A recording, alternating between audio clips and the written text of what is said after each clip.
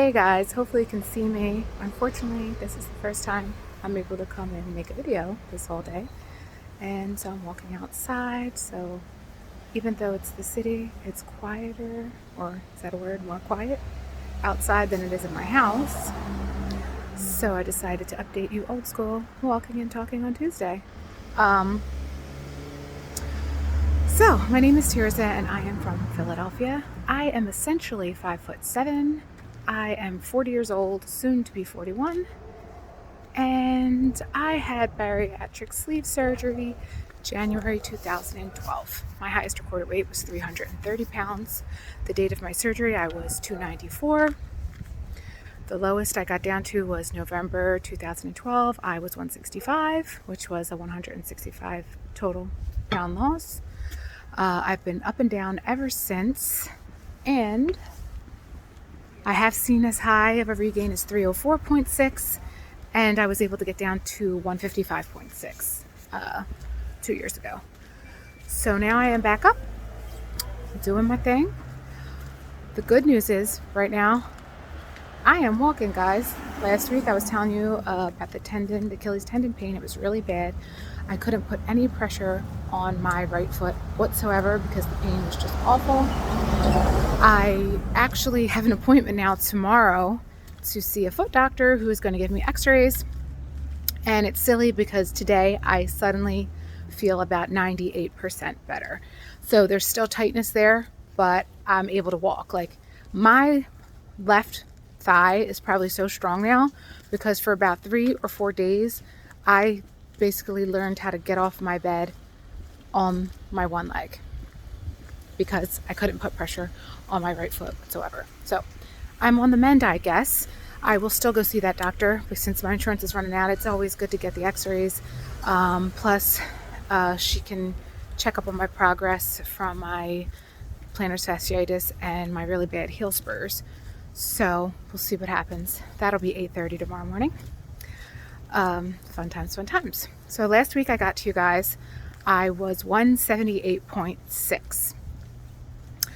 This week I am 178.4. Wah wah.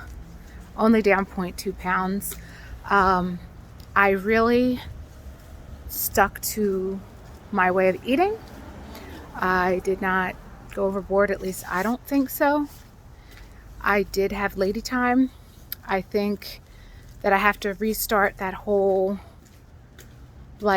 research I was doing about whether lowering my carbs even more was making me regulate, because I think that 9 days of lazy dirty keto really threw my system off.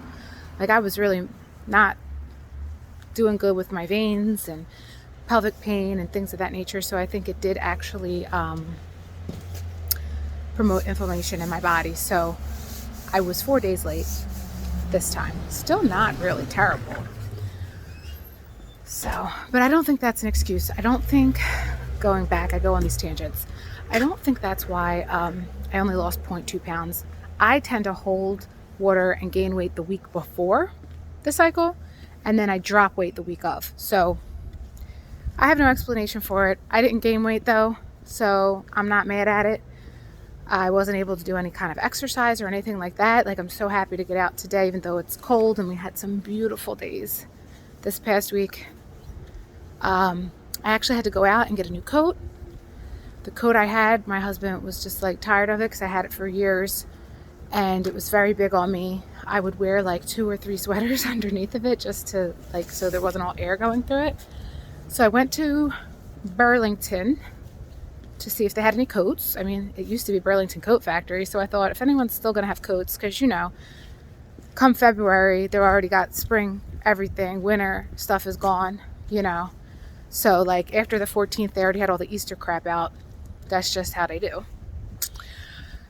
One coat. That's all they had in the whole store. It was this Tommy Hilfiger jacket that supposedly is supposed to be $130. That was $39.99. All right, cool. I am looking at this tiny behind coat thinking, there's no way in hell I'm going to fit this coat. So I put the coat on. Let me see if I can show you. Sorry. And it is tight on my arms. I feel like the sleeves are kind of like short. My arms are actually like the smallest part of my body, but I do have like wide shoulders, and that's always given me a problem with shirts when I lose weight and everything else. Going into a smaller size, like things will be baggy on me, but I have to go with a larger size just because like the armpit area, like the tightness around the shoulders is always a thing. But this was in the Missy section, size medium, and I got it wrong. So it's not a perfect fit, not great, but much better than my last jacket, and I think an NSV, because the fact that I even got this on me is impressive. Please also do not mask shame me. I don't like to wear it when I'm outside. It makes my nose run every time I have it on, and then I get a sore throat every time I have it on because my nose runs, and I guess it, you get like post-nasal drip or whatever. But I do try to be respectful to people. I try to socially distance as best as possible, and if I can't, even though it's not supposed to be touching your mask and putting it on and off, that's like one of the worst things you can do. That's what I do. Out of respect for other people, I pull up my mask because, it's whatever. But if there's nobody around, like right now, nobody's around, empty, I'm not going to wear it while I'm outside. So, but of course, any store or anything like that, I'm a rule follower. I'm going to follow those rules. So that's about it. Just down 0.2 pounds. Oh, and tomorrow, it's probably going to be my most carb heavy day in all of the days in the last, since I went on that little 9-week lazy dirty keto little fun time I had there. This will be the most carbs I have because it's St. Patrick's Day tomorrow, and my little 10% Irishness that I have somewhere, according to my 23andMe, which I think it's on my mother's side, and they were Lennons, like John Lennon. No relation.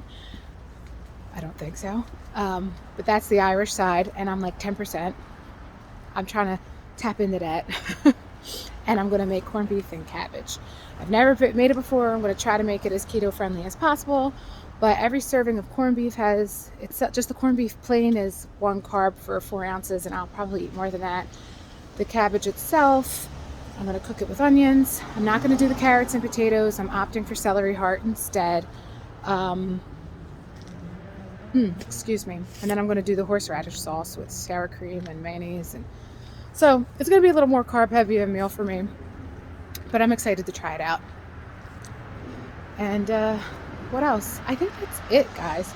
The only other thing I have going on, dentist Friday. Oh, I go back to see the neuro-ophthalmologist. They're going to check to see the levels for my intracranial idiopathic hypertension or pseudotumor, to see if there's any changes, what I do from there. So I'll have that appointment, and then unfortunately we're going to be losing our insurance. I'm going to try to hurry up and get an appointment in Subway. Sorry if you can hear that. I'm going to try to get an appointment in with my primary care doctor because those couple of warm days, I actually did start to formulate a rash. So my husband thinks even with the loss of the insurance, I should start that process of documenting the rashes. So when he gets the insurance back, hopefully they won't say there was too much time in between, and it'll count, hopefully. So that's my plan. And yeah, I think that's it. My husband and I, his cousins, and sometimes they come to Philly. They're from Nebraska in April because it's this one cousin's birthday month. She celebrates the whole month for her birthday. It's also my birthday month, but I don't do that. So she called and wanted to talk to him, so we thought, oh, well, maybe she's coming to Philly again. She loves Sixers, but she's not. They're going to Arizona, and they want him to go. So I have never been there, so he said, do you mind if my wife comes? So we are actually going to head to Arizona a couple days after my birthday, which is also a couple of days after Easter. And it's a little nerve-wracking because it'll be my first trip without my kiddos. And my husband's excited about that. Like, he loves this idea of this freedom from the children, I guess. but it makes me nervous. I mean, my oldest daughter's 16. My oldest son is not even in the home anymore. He's 18, unfortunately. I wish he was still home, but that's another long, sad story that we won't get into. But so, and I got an 11-year-old and a 4-year-old. So it makes me nervous. There's going to be adults in the house. They're going to be taken care of, but I don't know. Just the longest I've ever gone away was a couple of like 1 or 2 day trips to Atlantic City that my husband and I took, like to try to reconcile with each other and, you know, work on our marriage. So I don't know, this will be weird, but I've never been to Arizona, so I guess that's kind of exciting, and I hope it's cool. Where we're staying at is with a family member of well, not, we're staying at a hotel, but near a family member of his, apparently, that he's never met, like an aunt or something. And it's about a half hour from Phoenix. So I don't know, but I'd like to be as healthy as possible. I'm trying to think. I'm going to look into the hotel, see if they have a gym there or anything like that.